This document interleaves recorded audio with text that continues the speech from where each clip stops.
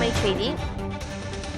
சாலைகளில் சுற்றித் திரியும் மாடுகள் இனி சென்னை புறநகர் பகுதிகளில் கொண்டுவிடப்படும் என்று சென்னை மாநகராட்சி ஆணையர் ராதாகிருஷ்ணன் ஒரு எச்சரிக்கை விடுத்திருக்கிறார். இருமுறைக்கு மேல் அபராதம் விதிக்கப்படும் மாடுகள் இனி சாலைகளில் சுற்றித் திரிந்தால் கடும் நடவடிக்கை எடுக்கப்படும் என்று மாநகராட்சி சார்பிலிருந்து இந்த எச்சரிக்கையானது விடப்பட்டிருக்கிறது. சென்னை மாநகராட்சி ஆணையர் ராதாகிருஷ்ணன் புதிய தலைமுறைக்கு இது தொடர்பாக பிரத்யேக பேட்டி அளித்திருக்கிறார். அண்மை செய்தியை பார்த்து வருகிறோம்.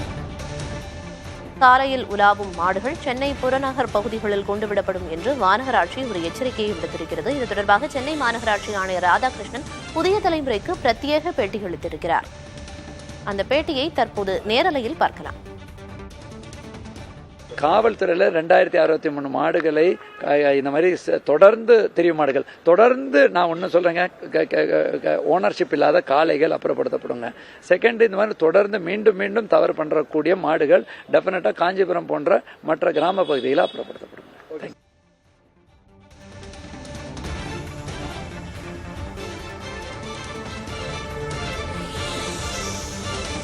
மாடுகளின் உரிமையாளர்கள் கவனமோடு நடந்து கொள்ளுமாறு மாநகராட்சி எச்சரிக்கையுடன் கூடிய அறிவுறுத்தலை மாடுகளின் உரிமையாளர்களுக்கு வழங்கியிருக்கிறது.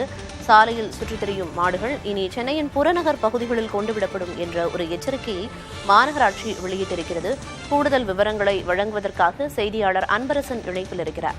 அன்பரசன், மாநகராட்சி ஒரு எச்சரிக்கை விடுத்திருக்காங்க. ஏற்கனவே இருமுறை அபராதம் விதிக்கப்பட்டு கூடுதலாக மீண்டும் மாடுகள் சாலைகளில் சுற்றித் திரிஞ்சா கடும் நடவடிக்கை எடுக்கப்படும் அப்படின்னு அந்த எச்சரிக்கையில என்னென்ன விஷயங்களை மாநகராட்சி நிர்வாகம் குறிப்பிட்டிருக்காங்க?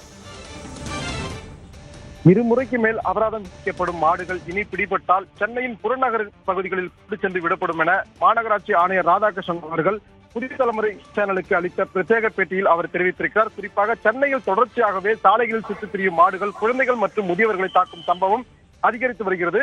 இந்த நிலையில்தான் நேற்று காலை திருவல்லிக்கேணியில் கன்னியப்பன் என்ற 71 வயது முதியவரை மாடு முட்டி தாக்கியதில் அவரது இடுப்பு எலும்பு உடைந்து தற்போது அவர் தனியார் மருத்துவமனையில் அனுமதிக்கப்பட்டார்.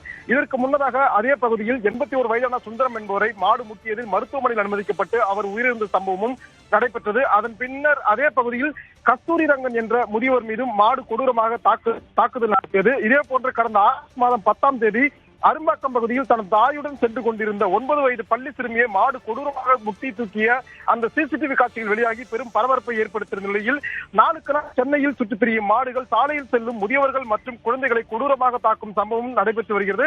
இந்த நிலையில்தான் சென்னை மாநகராட்சி ஆணையர் ராதாகிருஷ்ணன் அவர்கள் புதிய தலைமை சேனலுக்கு அளித்த பிரத்யேக பேட்டியில் மாட்டின் உரிமையாளர்களுக்கு ஒரு எச்சரிக்கை விடுத்துள்ளார். குறிப்பாக இருமுறைக்கு மேல் அபராதம் விதிக்கப்படும் மாடுகள் இனி பிடிபட்டால் சென்னையின் புறநகர் பகுதிகளில் கொண்டு சென்று அவை விடப்படும் எனவும் சென்னை போன்ற பெருநகரங்களில் மாடு வளர்ப்பது பொதுமக்களுக்கு பெரும் ஆபத்தாக விளங்கி வருகிறது என்றும் பிடிபடும் மாடுகளின் உரிமையாளர்கள் மீது சட்டத்துக்கு உட்பட தொடர்ச்சியாகவே நடவடிக்கை எடுத்து வருவதாகவும் அவர் தெரிவித்திருக்கிறார்.